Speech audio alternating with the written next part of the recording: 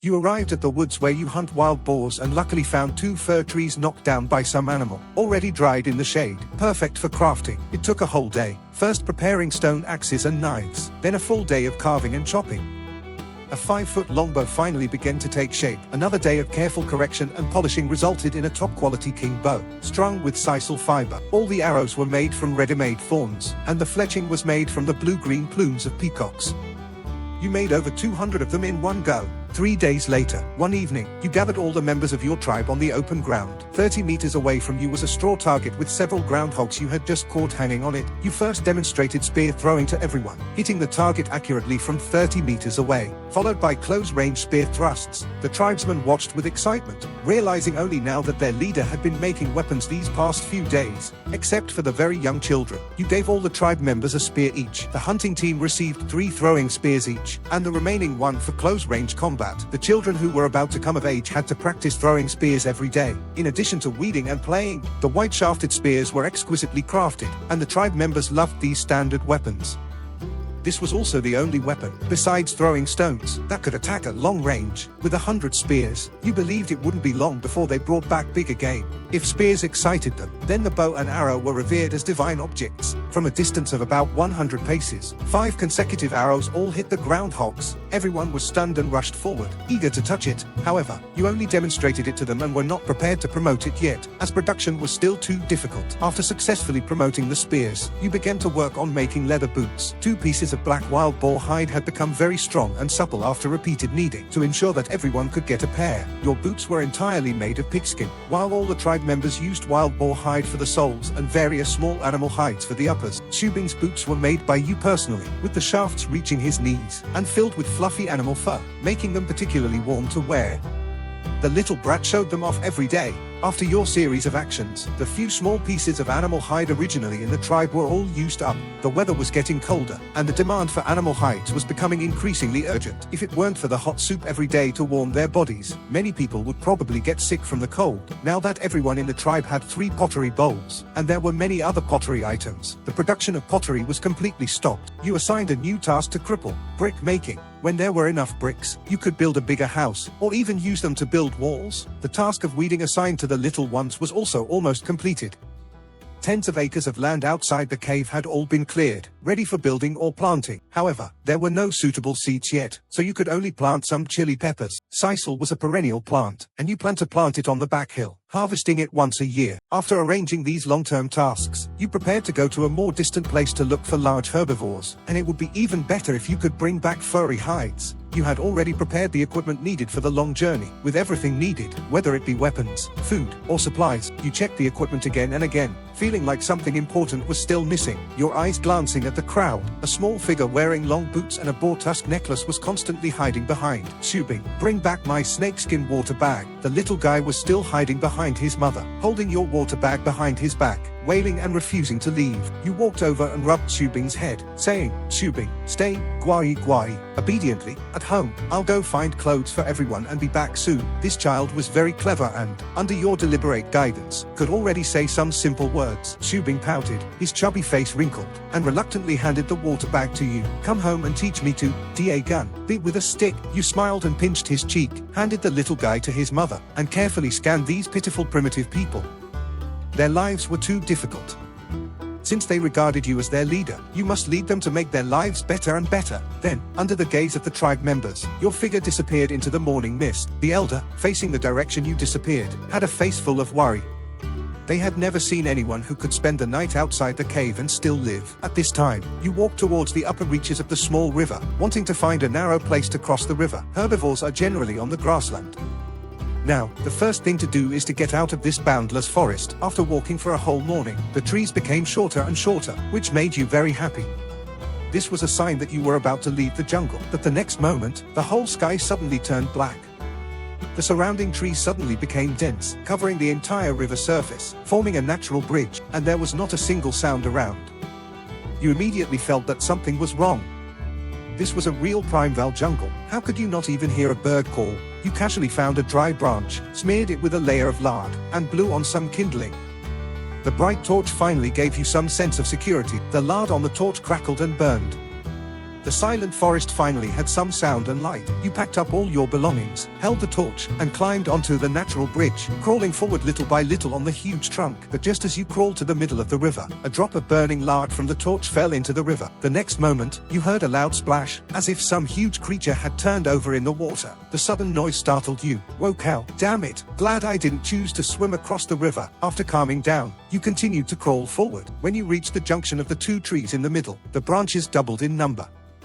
You had to put the torch aside and clear the way with a stone axe. The axe hit the tree trunk, numbing your hand, and the unlucky torch was shaken off. In your shocked gaze, a blood basin with serrated teeth immediately jumped out of the water and swallowed the burning torch in one gulp. The next second, a huge scream resounded through the forest. The owner of the big mouth thrashed non-stop in the water. The huge wave stirred up directly knocked you off the branches. Immediately afterwards, the monster bit at you. You quickly turned your back, and the monster bit into the back basket. The monster's mouth was stuck by the back basket, unable to spit it out and unable to chew it apart, so it could only shake its head back and forth. You were also carried and swayed from side to side in the water, struggling to pull out the bird-beak dagger from your boot, severing one of the shoulder straps and the rope tied around your waist, which allowed you to turn around with difficulty. In the dark river water, you couldn't tell what this thing was. You desperately grabbed the remaining shoulder strap with one hand, and stabbed the monster's head with a dagger in the other hand. The monster swayed even more violently, leaping high out of the water with you on its back, then slamming you down hard, and then carrying you back and forth in the water. Seeing that the rocks on the riverbank were ahead, you flipped over and rode on the monster's head, stabbing its eyes several times. Blood mixed with brain matter gushed out of the two eye sockets, stirring up a large area of the river water. Gradually, the monster's struggle became weaker and weaker, and finally it simply twitched. Exhausted, you swam to the other side and rested for a while. At this time, the monster was also completely dead, floating on the river with its snow-white belly turned up, and your back basket was still firmly stuck in its mouth. You could only find a sturdy vine, pass it through the monster's eye socket, and drag the monster up with great effort. Only then did you have time to carefully look at this monster. It turned out to be just a fish, with a red head and a silver body, about 5 meters long. After resting for a while, you picked up the stone axe and began to knock on the big fish's buck teeth. There were more than 50 triangular teeth the size of a child's palm. After knocking them all out, you took out the back basket and checked the contents.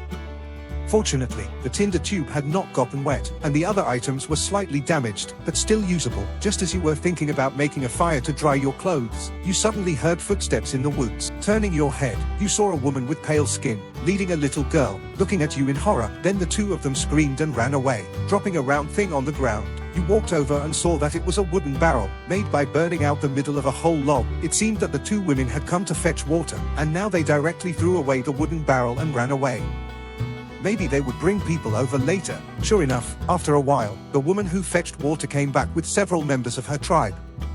They were wearing white animal skin robes, and their skin was as white as if they had been brushed with shuangfei powder. A group of people surrounded you in a semicircle, looking at the big fish behind you in some astonishment. A man who looked like a leader looked at you and pointed to the wooden barrel next to him. You immediately understood what he meant, and used a spear to pick up the wooden barrel and hand it to the other party. The leader took the wooden barrel, babbling something, and then pointed to the big fish behind you. Although you couldn't understand, you roughly understood what he meant when he pointed at the fish, and then turned sideways, letting the fish out. The other group of people rushed over immediately, beating the big fish violently. Several women even cried out. The leading man smiled, hammered his chest with his fist, and then extended his fist to you. You were confused, but seeing the other party smiling, it didn't seem like they wanted to fight. You hesitated and bumped fists with the other party. The man laughed, hugged you warmly, and then talked to you, using both words and gestures. Even if the language was not understood, expressions and body language could still be exchanged. You told him that you came from the other side of the river and were going to look for an animal with horns on its head. The man nodded to show his understanding, and then told you that many people in their tribe had been eaten by this fish. To thank you for killing the monster, he hoped you could visit their tribe, seeing that it was almost evening, and the two tribes were not far apart. Maybe you could trade items with them in the future. So you simply agreed. You signaled them to lift the fish up. That was something that could be eaten. The man was very surprised. In their impression, they could only be eaten by fish. When had they ever eaten fish? However, they still agreed, because the fish was too big. It could only be slaughtered and divided first. So you had to continue working. The silver fish skin was 4 meters long and 3.5 meters wide, very smooth and elastic, and most importantly, waterproof. You decisively put it away. After the rest of the fish meat was cleaned, it was cut into several large pieces and carried away. Their tribe was in the woods. After walking for less than 10 minutes, you saw a huge tree house. The space inside was about 100 square meters. Although the place was not big, it was enough for them to live in because there were really too few of them. Only 14 adult men and women, plus all the children, for a total of only 32 people. You called this tribe living in the tree hole the tree tribe. The reason why they were all white was because they lived in this dark forest all their lives. But that didn't mean they didn't know about the outside world. Their elder took you and the leader, Big Tree, to the observation platform, which was higher than the surrounding black forest and could see very far. He pointed to the east and told you that there was a mountain like clouds in the sky beyond the black forest in that direction. On that mountain, there was an animal with 2 sharp horns, with fur like the sky now. They ran as fast as the wind, and no one could catch them. Based on his description, it should be a large antelope or similar animal. If you chase them, you definitely won't be able to catch them. But if you set up traps in advance, you will definitely be able to capture them. At this moment, you appeared confident, but neither Big Tree nor the elder had much hope for you. Seeing the elder no longer speaking, Big Tree recommended their clothes to you. These were the skins of large rabbits, over half a meter long, that liked to eat moss and mushrooms in the forest, which were abundant in this dark forest. Your eyes lit up immediately. Rabbits were a great thing. You knew that rabbits, like mice, commonly gave birth to 5 or more in a litter, and the young rabbits reached sexual maturity and could reproduce again in 4 months, averaging 1 litter every 2 months. If you could bring back 2 pairs of adult rabbits and train them, they would turn into hundreds in a year. Then the entire tribe would no longer lack clothes to wear, and rabbit meat would become an important food source. The thought of the rabbit raising plan made your mouth water. After dinner, Big Tree said that he was going out hunting with the tribe and asked if you wanted to go. You were surprised, but rabbits were nocturnal animals, so it was normal to hunt at night. So you agreed. Then, the beauty of the tree tribe handed you a black tree branch with gnarled twigs. After setting out, you did not take action, but quietly hid on the side, watching how they caught rabbits. Big Tree led people to collect some mushrooms and put them under a black iron tree, while a group of people hid nearby. After a while, a plump rabbit jumped over, cautiously looking around, and seeing no movement, slowly approached the mushrooms. At this moment, Big Tree led a group of people out, and they quickly surrounded the rabbit with tree branches with dense twigs, making it unable to move, before finishing it off with a wooden thorn. This was hunting by surrounding, and they were catching them alive. You immediately had the idea of trading with them. It would be great if they could help you catch rabbits. Then they changed places and set up the mushrooms again. This time you decided to show off a little, took out the longbow, and pulled out an arrow. Big Tree looked stunned, not knowing what this thing was. Just then, another rabbit peeked over, more than 10 meters away from the mushrooms. Big Tree quickly pulled you, signaling you to prepare to rush over with him. You ignored him, drew the bow and narked the arrow, and with a "soo" whoosh sound, shot an arrow straight through the rabbit's neck. Big Tree looked by, bewildered, staring at your bow and arrow. You smiled and handed him the longbow, gave him an arrow, and taught him how to draw the bow, shooting another arrow at the rabbit on the ground. With a "soo" whoosh sound, half of the meter-long arrow pierced into the ground. The people of the tree tribe exclaimed, eager for this magical weapon. Seeing Big Tree holding the bow and arrow in his hands, reluctant to let go, you gave him a feathered arrow as a symbol of your friendship. The following hunting turned into a bowmanship performance by you alone. You shot and killed more than a dozen rabbits in half a night. This number was unimaginable to them. They usually burned incense if they could catch 3 or 4 in a day. At the same time, it made the people of the tree tribe secretly guess the strength of your tribe. Back, according to your request, the rabbit skins from this harvest were yours, and the meat belonged to the tree tribe, and they naturally had no objection. Now, as long as you stay here for a while, you will definitely be able to save enough animal skins for your tribe. The purpose of this trip will be achieved, but you wanted to go further and explore the world, and you were very interested in the animal that the tree elder mentioned. Maybe it would be nice to capture a few alive and use them to pull carts. The next day, at dawn, you replenished food and tinder, and said goodbye to Big Tree, asking him to help you catch some live rabbits. Just feed them some grass and mushrooms every day, and when you come back you will exchange other prey for them. He didn't want you to leave. After all, if you stayed here, they would definitely have a better winter. But he knew your work was not finished, so he agreed, saying goodbye to the tree tribe. You walked and cut down some branches to insert into the ground as markers. After walking for 2 whole days, you finally walked out of this dark forest. Suddenly, the front opened up, and before you was a vast grassland, with only a few scattered trees, and some footprints of herbivores on the ground. You took out the bow and arrow and carefully groped forward. Soon, the scene before you made you laugh with joy. You saw a group of blue horsebells, about the size of domestic donkeys, leisurely eating grass with their heads down. It would be no problem to bring these back and use them as donkeys. You immediately had the idea of capturing them alive, but these blue horsebells were not easy to mess with. Just looking at the pair of sharp horns on their heads, if you rashly walked over, and these 10 or more all attacked you together, the entire tribe would suffer. After careful observation, you found that the current season was the mating season for animals, and there was only one adult male bell in this group of blue horse bells. The others were 8 female bells and 8 young bells. Seeing this, you immediately had an idea. As long as you used the method to deal with terror birds, first control the male bell, and the others would definitely follow. Then you carefully retreated to a safe place and began to make a slingshot. Before long, you brought the slingshot and groped up again, hiding quietly behind a bush waiting for an opportunity to move. Soon you found a good opportunity. You saw the male horsebell riding a female horsebell, happily singing. You quickly swung the slingshot. The slingshot, like a propeller, suddenly flew towards the male and female with the sound of wind, instantly wrapped around the hind legs of the 2 blue horsebells. The male and female shivered violently, and fell to the ground with a pu-tong, thud, sound, wailing constantly. Then you swung a rope loop in your hand, like a western cowboy, quickly threw the rope loop, and steadily, down, lassoed 2 female horsebells that were close together. The blue horsebell herd was instantly in turmoil, and began to run around. Before long, several blue horsebells were tightly entangled together, wailing and struggling. The remaining 2 female horsebells, seeing the situation, took 8 young horsebells and ran away. You watched the 10 horsebells escape speechlessly, without any way to stop them. You had no choice but to tie the legs of the remaining blue horsebells with ropes. It is very difficult to completely subdue wild animals. For blue horsebells, a species that is naturally combative, the first thing to do is to destroy its self-esteem. There are many methods.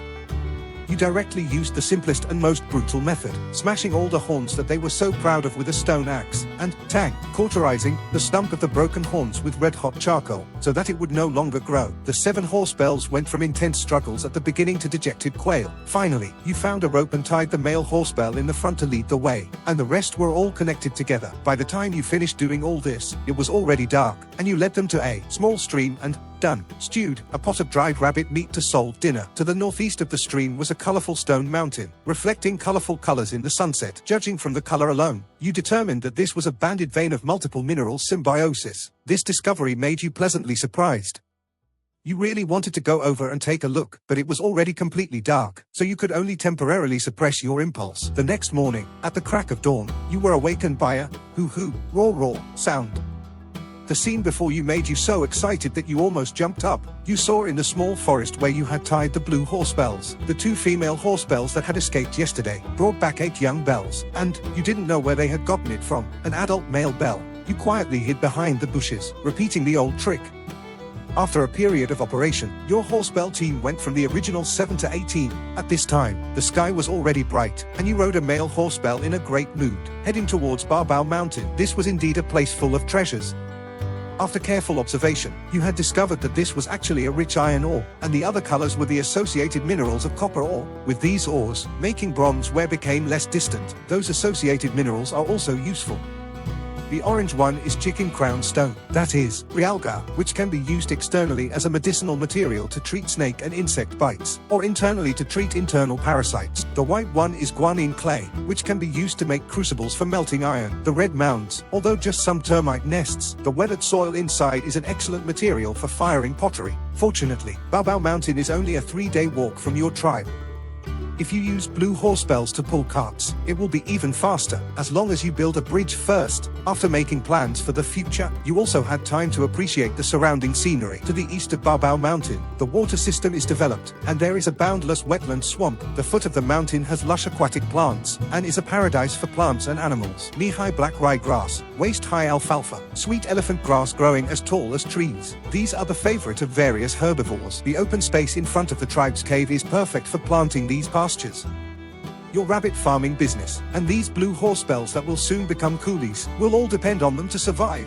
There are also broadleaf water celery and water celery. Bring some back to supplement some vitamins. Just when you were worried about not having a bag to hold grass seeds, a large snakeskin hanging on the mangrove forest quickly attracted your attention, and you decisively put it away. In half an afternoon, you collected a bag of grass seeds, tied it to the back of a female horsebell, and began to look for your dinner. Soon, an ancient giant goose with a wingspan of 5 meters was shot down from the sky by 2 arrows from you. All the feathers that could be used for arrow feathers were plucked clean by you, and you planned to roast it whole to replenish the dried rabbit meat in the nearly empty back basket. But just as you were squatting on the bank of the water to slaughter the goose, an inadvertent discovery made you so excited that you almost shed tears. You actually found undigested rice ears in its stomach, and you had never seen this kind of mini rice ear before. Each grain was larger than a mung bean. This was the first kind of grain crop you had discovered in this world, and your first thought was that you must find it. You did not rest at night, found some branches, and began to anxiously make equipment for going deep into the swamp.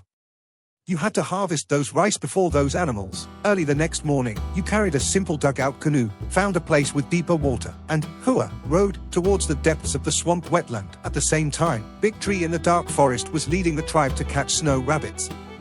To meet the needs of you and your tribe, the entire tribe was almost dispatched day and night. Only the elder and children under 6 were left behind. In order to increase production, he even started violent demolition, directly digging after finding the rabbit hole, and if they didn't come out, he would burn it with fire, using smoke to smoke. It really happened to let him catch a lot, and he also caught several nests of newborn rabbits. But it was precisely because of this hunting method that brought disaster to his tribe. In this season, no matter what tribe, they have to store food, and the cannibalistic tribe is no exception. And their food is living people. Anyone who falls into their hands, men will be used to fill their stomachs, and women will be kept to have children or work. On this day when you went deep into the swamp, a hunting team from a cannibalistic tribe was attracted by the light of Big Tree's burning rabbits. This team was entirely composed of adult males, with as many as 40 people, and the weapons in their hands were all stone axes and wooden spears, which could be described as powerful combat forces, especially the 2 leaders, actually riding 2 juvenile giant elephants. Compared with them, even if the Tree tribe added up all the men, women, and children, they would not have as many people as them. Facing such a powerful enemy, Big Tree led the tribe to directly choose to run away. The cannibalistic tribe was chasing closely behind. Fortunately, he was familiar with the terrain and specially chose roads that were difficult to walk, and the enemy could not catch up for a while, but someone still fell behind.